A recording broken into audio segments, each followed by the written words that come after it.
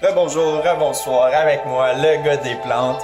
Aujourd'hui, on va parler de course. Donc, on va parler pour les débutants, les avancés et pour ceux qui ont plus d'expérience. Donc, je vais vous donner des trucs afin de commencer ou de bien s'entraîner pour atteindre votre but dans la course à pied. Donc, sans plus tarder, je vous donne quelques conseils, des trucs, un livre que j'ai lu, puis on va en parler. C'est très intéressant. C'est sûr à 100% que vous allez apprendre des choses.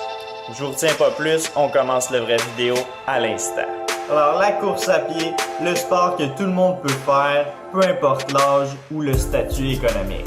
Pour plusieurs raisons, que ce soit pour abaisser notre taux de stress, pour méditer, pour notre santé en général, pour sa facilité ou encore pour se surpasser ou son efficacité à être plus en forme. Donc, c'est très efficace. Premier conseil que je peux vous donner, c'est d'avoir une paire de souliers excellente parce que des blessures, ça coûte très cher. Une bonne paire de souliers, pas en rabais, peut jouer entre 120 et 180 $. Donc, c'est certain que des fois, on peut avoir des deals, des rabais, que c'est moins cher, moins dispendieux. Les deals en fin de saison, souvent, c'est ce qui est le mieux pour vos poches. Comme ceux que j'ai achetés, que j'avais 60 ou 65% de rabais sur le modèle précédent de l'année passée, qui était un excellent deal.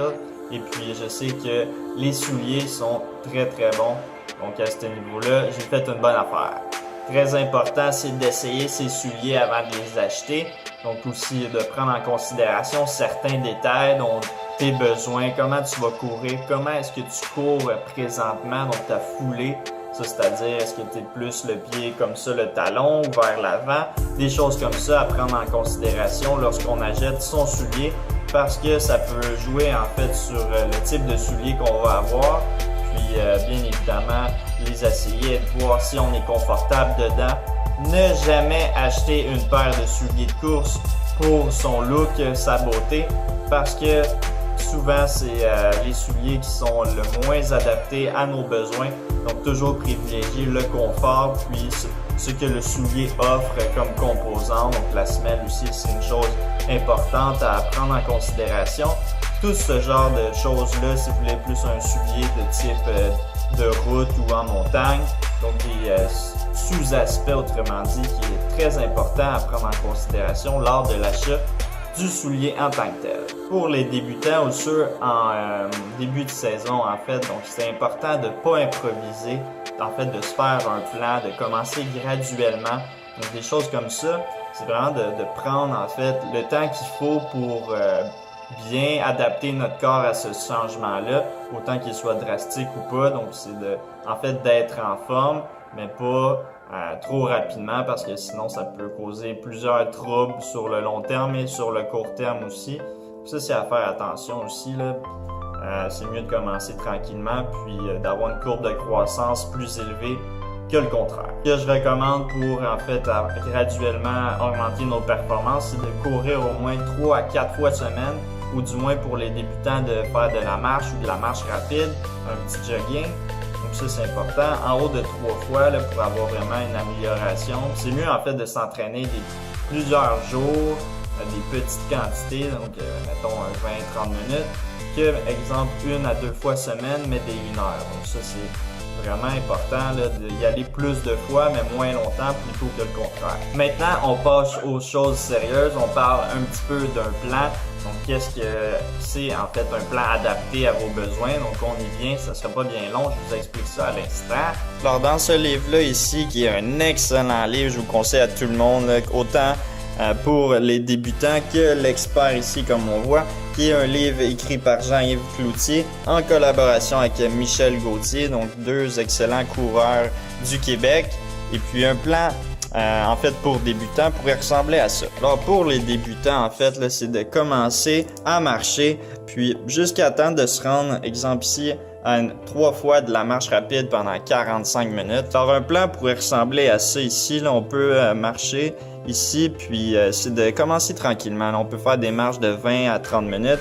Comment, lui, qui suggère, là, ici, c'est exemple, commencez à faire une marche là, de 35 minutes, puis rendu à la moitié en fait de votre marche, là, c'est de faire en fait 3 sessions de 3 minutes de marche rapide. Donc une session 3 minutes, on prend 6 minutes de pause entre, on recommence 3 sessions. Donc on fait ça comme ça ici. Donc Donc ça, c'est mardi. Mercredi, on a congé. Jeudi, c'est 30 minutes. Après ça, 2 sessions de 5 minutes de marche rapide avec 8 minutes entre. Ainsi de suite comme ça. Donc, on se fait un plan comme ça ici, là. À la fin, ça pourrait ressembler à 65 minutes de marche avec 3 fois des 15 minutes de marche rapide, 5 minutes entre. Ici, on a 60 minutes, 40 minutes de marche rapide, puis 45 minutes de marche rapide pour ensuite être capable de faire 45 minutes de marche rapide sans arrêt.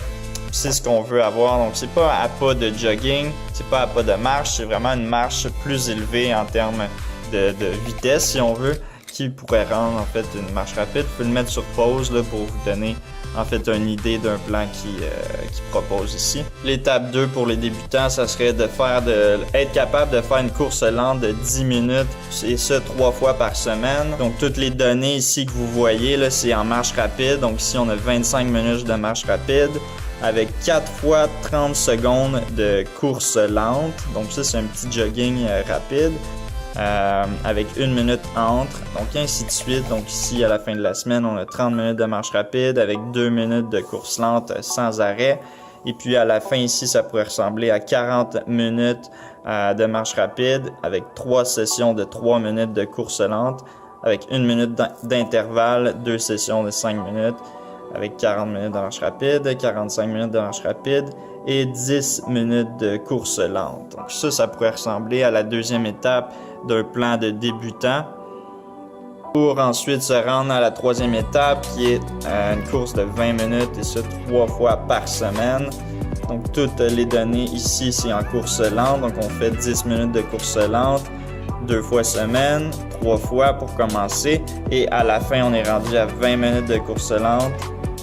Alors le but de ces plans-là, c'est bien évidemment d'améliorer votre endurance vers un niveau supérieur. Et on n'a pas à vraiment suivre à la lettre, bien qu'il le recommande, mais on peut être un petit peu flexible dans ces plans-là. Si vous croyez qu'après 8 semaines, vous n'êtes pas encore apte à sauter à l'étape suivante pour les débutants, bien, vous pouvez augmenter votre temps en fait de semaines. Vous pouvez augmenter de 2-3 semaines ou encore de le recommencer ce plan-là. Et puis ça, c'est pour être flexible dans ce sens-là, mais bien évidemment, il faut mieux suivre à la lettre, donc pas prendre de congé lorsqu'il ne faut pas en avoir et pas trop courir aussi, là, donc si on peut s'épuiser trop rapidement, qui est une mauvaise chose aussi. Ou au même titre aussi, si vous croyez que c'est pas assez rapide, donc on peut sauter, je sais pas, 1 ou 2 semaines pour en fait augmenter plus rapidement votre niveau, mais vaut mieux pas aller vers ce côté-là parce qu'on peut augmenter beaucoup trop rapidement et puis s'épuiser aussi. Bref, il faut trouver le juste milieu puis vraiment adapter le plan à ses besoins, à ce qu'on pense qu'on est capable en fait de supporter, mais de pas trop improviser parce que si on improvise, c'est là qu'il peut y avoir des erreurs. Puis ça, c'est moins recommandé, c'est moins ce qu'on veut rechercher. Avant d'aller vers des plans d'entraînement plus élevés, de niveau plus élevé, on va donner quelques conseils pour les débutants, comment bien courir. Courir bien droit devant avec le dos droit, une bonne posture, puis les pieds droits, ne pas faire des zigzags ou pas courir comme ça en pingouin. Ça, c'est important, la posture de nos pieds et de notre dos. Aussi, rester détendu, là, donc les mains, les épaules assez détendues, là, pas tout être frisqué de même, là, puis vraiment se détendre lorsqu'on court, là, ça peut aider beaucoup à vraiment réduire nos blessures. Balancer les bras, là, pas être tout crispé là, puis courir de même, là, c'est vraiment de promouvoir un mouvement fluide pour la course, là, donc ça c'est important là, d'avoir un petit mouvement de course. Bien à dire, c'est d'avoir un rythme, bref, qui peut être bon, un peu comme la musique ou quand on danse, là, de suivre tout le temps des temps si on veut, pour être comme une machine, autrement dit. C'est vraiment d'améliorer nos performances, mais d'être vraiment comme ça, là, sans arrêt. Là, c'est d'avoir en fait un point, une bonne moyenne, de ne pas être fluctuant comme ça. C'est de garder un bon rythme, autrement dit. Une autre chose, c'est de ne pas faire des pas trop exagérés, donc des pas trop loin, là, d'avoir une petite foulée, là, si on veut. Je le répète, vous pouvez être flexible à votre plan, de le remettre à jour, si on veut, là, durant votre entraînement, d'être flexible, autrement dit, là, de ne pas suivre à la lettre toujours, là, d'écouter votre corps dans ça, parce que ça, c'est vraiment important. Avoir un bon sommeil, ne pas dormir trop, au même titre que de dormir pas assez, là, de vraiment trouver le juste milieu. parce que c'est là qu'on va améliorer nos performances, notre récupération aussi. Ça, c'est très, très important. Au même titre que l'alimentation, donc boire assez d'eau, puis manger les bonnes choses, pas des calories vides, manger des choses qui vont reconstruire notre corps, qui vont réduire l'inflammation. Donc, se cultiver aussi à ce niveau-là parce que pour bien récupérer puis améliorer nos performances sur le long terme et le court terme, c'est important de bien s'alimenter. Assez manger aussi, donc assez manger de calories durant votre journée. Faites attention parce que moi, ça m'est déjà arrivé là, quand j'ai commencé que je mangeais pas, j'ai pas changé en fait mon alimentation vraiment. Puis, je faisais des longues distances, là, donc je perdais, je sais pas, 500, 600 calories. Puis je me réveillais en pleine nuit avec un énorme faim incroyable parce que j'avais pas compensé en fait ces calories-là que j'avais perdues. Donc n'ayez pas peur de manger plus de lipides, plus de noix, plus de graines, plus de tout autrement dit là, pour améliorer en fait le nombre de calories qu'on a dans notre journée parce que si on en perd, bien évidemment on peut manger ce qu'on a perdu pour compenser en fait la perte. Donc ici on a la charte là, qui vous dit votre R1 pour ceux qui ont déjà couru là. Donc ici on a toutes les données comme par exemple ici je vais les défiler, vous pouvez le mettre sur pause pour trouver la vôtre là. Donc moi ici par exemple ça serait ici, ça c'est votre meilleur temps dans cette colonne là. Pour le 5 km ça serait 23,45. Mon R1 serait 6 minutes 10 par kilomètre, soit une vitesse de 10 km/h. Donc ça, c'est la vitesse en moyenne que je devrais courir lors de mes entraînements. Et pour le 10 km, ça serait ici 56,40.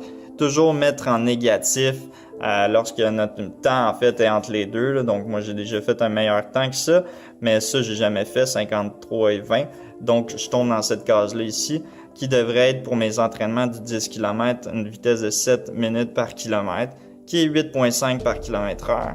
Bien des gens vont se dire « Ah, c'est vraiment pas rapide ça, je suis surpris. » En fait, 80% des coureurs, moi m'incluant parce que je peux atteindre des vitesses de 4,45 km/h, qui tombe dans la première case ici, là, en moyenne.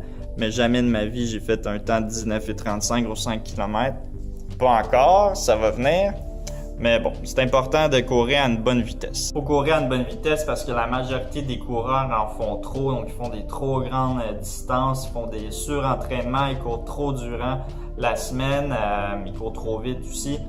C'est ce que je me suis rendu compte aussi, moi, que je me défonçais toujours à 100%. Puis, vers la fin de la saison, j'ai manqué un peu de jus. Donc ça peut être un inconvénient là, surtout si vous faisiez des compétitions. Là, c'est en fait de faire des entraînements qui sont graduels pour, rendu à la compétition, de se défoncer à 100% pour pouvoir atteindre notre meilleur temps jamais enregistré afin de détruire des nouveaux records personnels. Ça, c'est important de pas brûler la chandelle par les deux bouts si on veut. Ce qu'il suggère dans son livre, c'est de faire des entraînements en fractionné. Donc ça, c'est-à-dire, c'est 70% de notre course est en vitesse moyenne de R1 et 30% est en vitesse différente, donc R2, R3, R4. Je vais y venir un petit peu plus tard. Donc c'est d'améliorer de semaine en semaine nos entraînements, puis des entraînements de plus en plus difficiles pour habituer et adapter notre corps à en faire davantage plus sans arrêt, mais d'y aller graduellement. Ça, c'est important. Donc, pour le 5 km, je vais le passer assez rapidement là, parce que la vidéo s'en vient assez long. Vous pouvez le mettre sur pause. Là. Donc, ici, si vous avez vos temps, c'est ici. Puis, ça, c'est pour une remise en forme, autrement dit. Là. Donc, pour se remettre en forme, puis au début d'une saison, par exemple. Un plan pour s'entraîner pour un 5 km dans le futur pourrait ressembler à ça. Donc, au début, on fait de la course ici, de notre R1 de 20 minutes. Ensuite, 25 minutes avec 3 minutes de R2. Et puis, 30 minutes de course de R1 à la fin. Pour, à la fin de la dernière semaine, on fait 30 minutes de R4. Donc, il y a une vitesse la plus élevée. 25 minutes ici pour notre 3 jours. Notre deuxième journée et puis Warnot qui est ici, notre 5 km qui recommande au Oasis de Montréal, au marathon, mais c'est pas nécessaire, là, c'est en compétition souvent, puis ça peut ressembler à ça, là, donc juste à le mettre sur pause. Pour le 10 km, ça pourrait ressembler à ça ici, puis encore là, vous pouvez le mettre sur pause, c'est le même principe que le 5 km, là, c'est juste les données qui changent, puis un plan pourrait ressembler à ça ici, là, donc Encore une fois, vous pouvez le mettre sur pause, je me répète, mais bon, ça va être moins long comme ça ici. À la fin, ça pourrait ressembler à 30 minutes comme ça avec 3 minutes de R3, 25 minutes, 20 minutes, puis à la fin, un 10 km. Ça pourrait ressembler à ça, un petit plan comme ça. Pour les demi-marathons, les marathons, il en parle un petit peu dedans, mais il n'y a pas de plan concret, donc c'est juste que les données augmentent de plus en plus. Il suggère d'avoir maximum 2 marathons par année, et puis même de 3 marathons en fait aux 2 ans, c'est ce qu'il suggère. Comme ça, on permet à notre corps de maximiser ses performances, puis de ne pas en causer plus de blessures ou du surentraînement, là. Donc c'est ce qu'il suggère pour avoir des performances maximales. Bien que la course soit l'un des sports les moins dispendieux qui existent ici sur notre planète, les compétitions peuvent être très dispendieuses, donc on parle entre 30 à 80 $. Souvent, ces compétitions-là viennent avec le chandail, les chronomètres, des points de ravitaillement pour l'eau, la nourriture. Il y a de la nourriture à la fin aussi également, donc des médailles aussi. Donc ça comprend plusieurs choses, pour ça que le prix est un petit peu plus élevé. Il y a beaucoup d'organisation aussi qui est nécessaire pour ces événements-là. Puis ça prend aussi des bénévoles et d'autres staffs. Bien évidemment, il y a un coût qui est rattaché à ça. Vous pouvez toujours continuer à courir dans votre rue si vous trouvez que c'est un petit peu ridicule comme prix. Mais bon, 1 ou 2 fois par année, ça peut être le fun en fait de participer à ce genre d'événement-là, rencontrer des gens puis se surpasser. On va aller voir sur courir.org. Donc je vais le mettre ici juste en bas, le site. Ça vous donne le calendrier des événements en fait du Québec et même parfois d'ailleurs dans le monde pour en fait choisir vos événements que vous voulez participer, ceux qui sont proches aussi de où ce que vous habitez, puis ceux les moins chers. Comme ça peut vous permettre en fait d'évaluer le nombre d'événements que vous allez faire et puis de modifier votre plan en considération pour ces événements-là en fait. Une dernière chose de rapide, donc on suggère de ne pas s'étirer en fait avant de s'entraîner, donc c'est mieux en fait de faire des petits entraînements, des petites en fait de courir un petit peu, arrêter, puis en fait de d'échauffer notre corps, autrement dit, pas d'étirer nos muscles parce que c'est là que ça peut avoir des problèmes au niveau des blessures et puis c'est mieux de s'échauffer par après, en fait de s'étirer par après, c'est-à-dire lors de notre course on peut attendre un petit peu, puis le but en fait de s'échauffer avant de commencer, c'est vraiment habituer notre corps à augmenter notre rythme avant l'entraînement et puis ne pas y aller direct, paf, de même, on fonce. Au même titre que la mise au repos, donc c'est bien d'attendre après que vous avez fait un entraînement puis de marcher un petit peu 5 à 10 minutes pour détendre votre corps puis diminuer en fait la pression puis le rythme cardiaque et tout ça. Donc c'est dans les mêmes lignées en fait. Au départ, on veut augmenter tout ça, puis à la fin, on veut diminuer notre rythme cardiaque, notre circulation sanguine, etc. L'année passée, j'étais vraiment accro aux douches froides. Cette année aussi, je suis convaincu que je vais l'être aussi après des entraînements. Ça améliore en fait la récupération, puis c'est bon pour nos muscles. Aussi, c'est bien de manger un petit quelque chose, soit avant, mais après, c'est vraiment important pour en fait reconstruire nos muscles, puis en fait de nous redonner de l'énergie, de compenser pour les calories perdues. Au même titre qu'avant, il y a certains gens qui aiment ça courir le ventre vide. Personnellement, j'aime mieux manger un petit quelque chose, que ce soit une banane, un fruit ou quelque chose, avant d'aller courir. Même des fois, je soupe ou je dîne avant, comme ça me donne un plein d'énergie, puis je mange quelque chose de léger, bien évidemment, là. Mais pour avoir quelque chose dans le ventre, pour augmenter encore plus mes performances, personnellement, ça c'est personnel, bien évidemment, c'est de l'essayer. Donc, voir ce qui fonctionne pour vous. Et n'oubliez pas de boire beaucoup d'eau, ça c'est extrêmement important. Lorsqu'on s'entraîne, lorsqu'on court, faut pas négliger ça. Alright, c'est ce qui fait pas mal le tour de mon vidéo, de ce que j'avais à dire. J'espère que je vous ai appris des choses, j'espère que ça vous motive en fait à aller courir. Donc sans plus tarder en fait, l'hiver est un petit peu tardif, mais ça s'en vient le printemps. Là, je veux dire peut-être dans une semaine ou deux, j'ai déjà couru une fois. Je pensais à y aller tantôt. Il y a un peu de neige, mais bon, il annonce 5 degrés cet après-midi, donc c'est certain que je vais aller faire une petite course s'il fait un petit peu plus chaud puis si le soleil sort, bien évidemment. J'espère que vous avez apprécié cette vidéo-là. Si vous l'avez aimé, juste un petit pouce pour me le faire savoir. Laissez-moi un commentaire si vous avez quelque chose à dire. Vous pouvez partager la vidéo avec vos amis, votre entourage pour en fait leur donner des trucs si vous trouvez ça intéressant. Et puis, quoi d'autre? Abonnez-vous pour ne pas rater mes prochaines vidéos parce que c'est toujours des sujets intéressants, un petit peu plus axés sur le véganisme, mais parfois je vais ailleurs, donc c'est toujours bien intéressant, divertissant pour vous, je pense. Bref.